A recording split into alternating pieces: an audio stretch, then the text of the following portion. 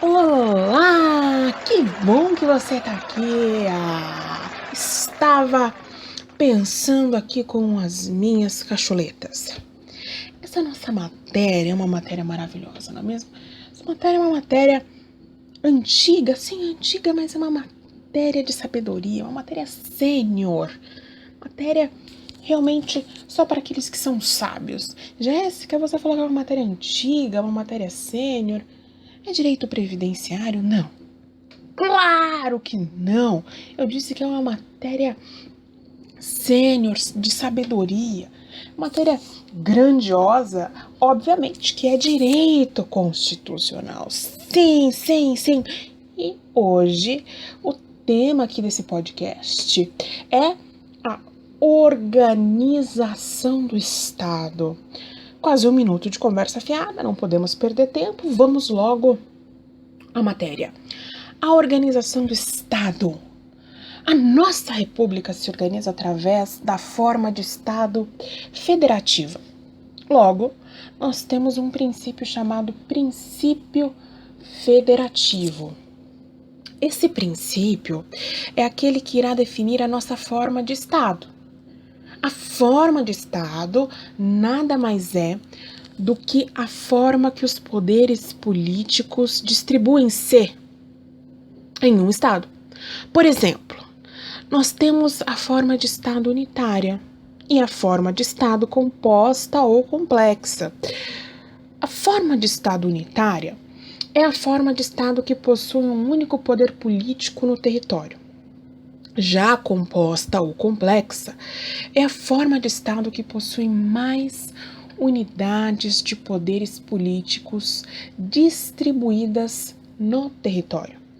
No caso do federalismo, que é a nossa forma de Estado, nós não temos um único poder político, nós temos vários poderes políticos. Por isso que a forma Estado federativa é uma modalidade de forma de Estado composta ou complexa.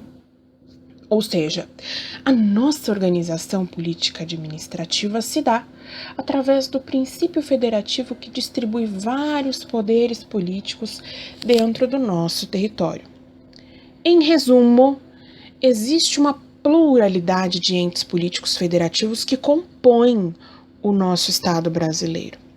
É importante dizer que essa forma de organização política é consagrada como cláusula pétrea, isto é, compõe o núcleo que não pode ser abolido da Constituição. Vou repetir, compõe o núcleo que não pode ser abolido da Constituição. Por isso, não se pode alterar esse modelo de Estado federativo. Quanto à organização, a nossa Constituição Federal diz no artigo 18 que, abre aspas, a organização político-federativo da República Federativa do Brasil compreende a União, os estados, o Distrito Federal e os municípios, todos autônomos nos termos desta Constituição. Fecha aspas. Essa organização federal, como nós lemos agora, se dá através da união dos estados, do Distrito Federal e municípios. Então, a República Federativa do Brasil, que é o Estado brasileiro, é composto por esses entes. Diferente dela, que possui soberania, os entes que a compõem não possuem soberania. Repito, a República Federativa do Brasil possui soberania. Os seus entes não, eles possuem autonomia. Os entes que a compõem não possuem soberania. Antes, eles são dotados de autonomia. Ou seja, a República tem soberania, já os entes, que são União, Estados, Distrito Federal e município, apenas autonomia. É importante dizer que os territórios não possuem autonomia, pois eles não compõem a organização política administrativa do Estado brasileiro. Quando dizemos que um ente é dotado de autonomia, estamos dizendo que o ente possui capacidade de se auto-organizar politicamente.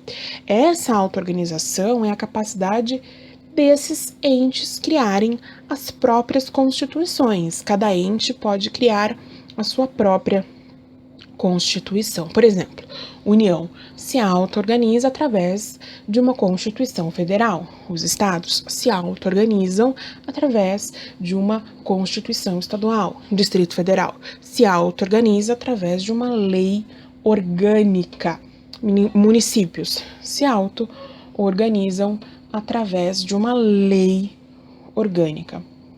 Como podemos ver de forma assim excepcional, o Distrito Federal e os municípios se auto-organizam através de lei orgânica.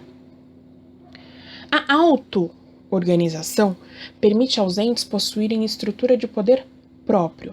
Essa estrutura permitirá à União, aos estados, ao Distrito Federal, possuir a estrutura de poder executivo, legislativo e judiciário próprio. Já os municípios será permitido possuir poder executivo e legislativo próprio, não sendo permitido a ele possuir o poder judiciário, tá bom?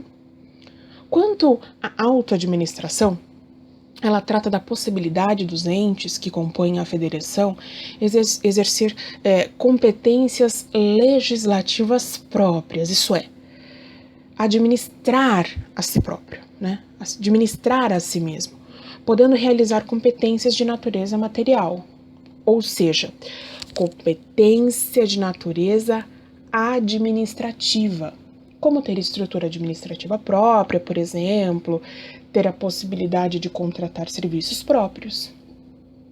No que se refere à autonomia legislativa, os entes que compõem a federação têm a capacidade de criar leis próprias, isto é, podem exercer competência legislativa própria, por isso existem as leis federais, estaduais, municipais e leis do Distrito Federal. Quanto à criação de novas leis, não se dá de forma livre. Será a Constituição que estabelecerá quais as matérias pertinentes a cada um deles, tá bom? Tratando de autonomia financeira, a Constituição estabelece uma repartição de natureza tributária, porque será através dos impostos e dos repasses que esses entes manterão a sua própria estrutura. No que se refere à hierarquia, não existe hierarquia entre os entes da federação. Grava isso, tá bom? O que existe é uma repartição de atribuições, isto é, cada ente será responsável por determinado tema. Acabamos mais um podcast, esse falando sobre a organização do Estado. Espero que vocês tenham gostado e até o próximo podcast.